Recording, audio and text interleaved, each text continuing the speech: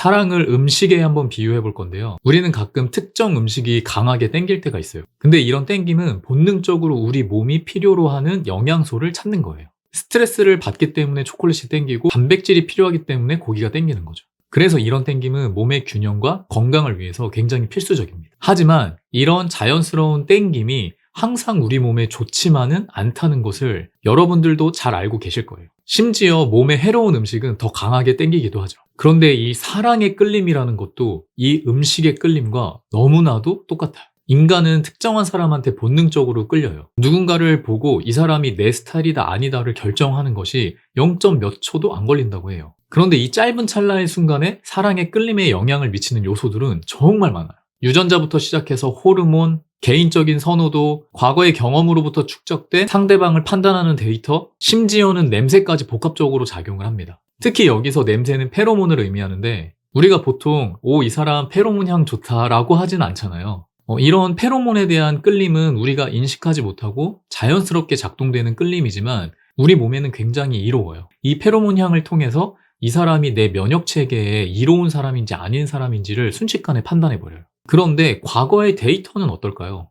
예를 들어서 과거에 안 좋은 사람을 만났던 적이 있었는데 우연히 오늘 소개팅 자리에서 그 옛 사람의 안 좋았던 습관 하나가 이 상대방에게 보였어요. 그러면 이 사람은 나를 불행하게 만들 사람이다라고 안 좋게 바로 판단을 해버려요.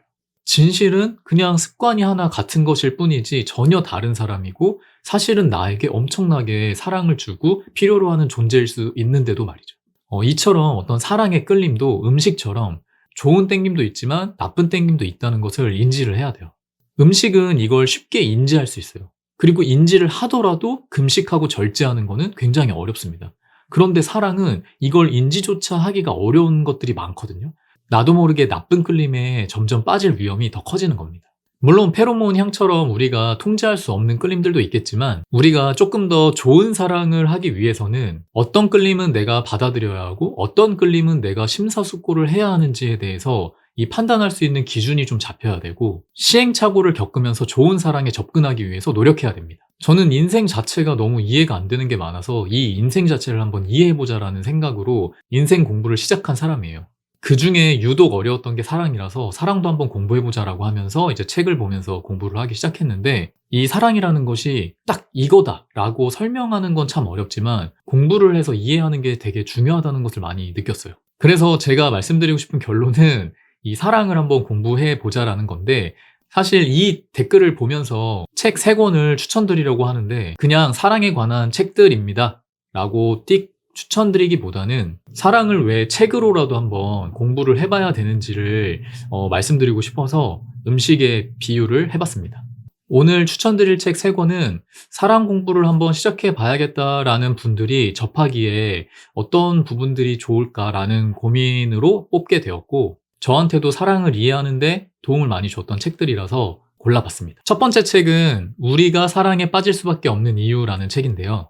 이 책을 고른 이유는 아마 이 책을 읽어보신다면은 사랑을 왜 해야 되는지, 진정한 사랑을 반드시 해야겠구나 라는 생각이 좀 강하게 드는 어떤 책이기 때문에 추천을 드리고 싶었어요. 이 책은 뇌를 연구하는 신경과학자가 쓴 책인데 이분이 뇌 중에서도 사랑이라는 주제를 평생 연구하신 분이에요. 특히 이 책이 와닿았던 게 이 책의 내용을 인용을 해보자면 사람들은 여전히 사랑처럼 위대하고 신비로우며 심오한 무언가를 이해하는데 신경과학의 도움을 구하기보다는 시인을 찾는다 라고 하면서 정작 그래서 사랑이 뭐냐라고 물어보면 답은 시적일 수밖에 없다라고 지적을 하면서 나는 과학자이기 때문에 사랑이 감정인지 본능인지 충동인지 본질적인 것을 연구하는 사람이다 라고 이제 표현을 해요. 그런데 또 재밌는 거는 너무 과학적이라기보다는 이렇게 사랑이라는 걸 과학적으로만 바라본 사람이 실제 사랑에 빠지면서 자기가 느끼는 것을 같이 적은 책이라서 굉장히 재밌고 이 사랑을 이해하는 데 굉장히 도움이 될 수 있는 책이라고 생각해요. 두 번째 책은 왜 내 사랑은 이렇게 힘들까라는 책인데요. 이 책은 우리가 왜 특정한 사람에게 끌리는지 왜 때로는 해로운 사랑을 반복하게 되는지 심리학적인 사랑의 패턴을 알려주는 책이에요. 제가 이번 영상에도 그렇고 이전에 올렸던 몇 가지 영상들에 대해서도 그렇고 잘못된 끌림과 가짜 사랑에 대해서 이야기를 했었는데 이를 이해하는 데 굉장히 도움이 되는 책이고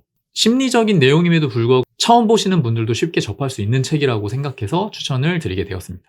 세 번째 책은 사랑의 기술이라는 책입니다. 이 책은 책을 좋아하시는 분들은 이미 많이 접해 보셨을 것 같은데요. 이 책은 조금 철학적인 내용이 담겨 있다 보니까 같은 책을 읽더라도 사람마다 해석하는 게 정말 달라 이해하는 바가 많이 다를 수 있다라고 생각이 드는데요. 그런 만큼 여러 번 곱씹어 볼 수 있는 책이라고 생각합니다. 저도 한 3번 정도 읽어봤는데 이참에 다시 한번 좀 살펴보면서 생각이 좀 바뀌었는지 다른 게 또 이해가 되는 부분이 있는지 좀 읽어보고 이 책에 대한 하나의 영상도 또 다시 만들어 보면서 좀 토론을 해보는 시간도 가져보면 좋을 것 같습니다.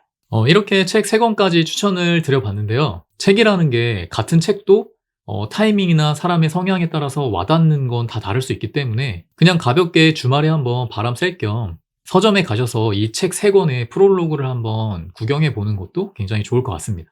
오늘도 내용이 도움이 되셨으면 좋겠고 사랑도 그리고 인생도 공부를 해보면 좋겠다는 마음이 드셨으면 좋겠습니다.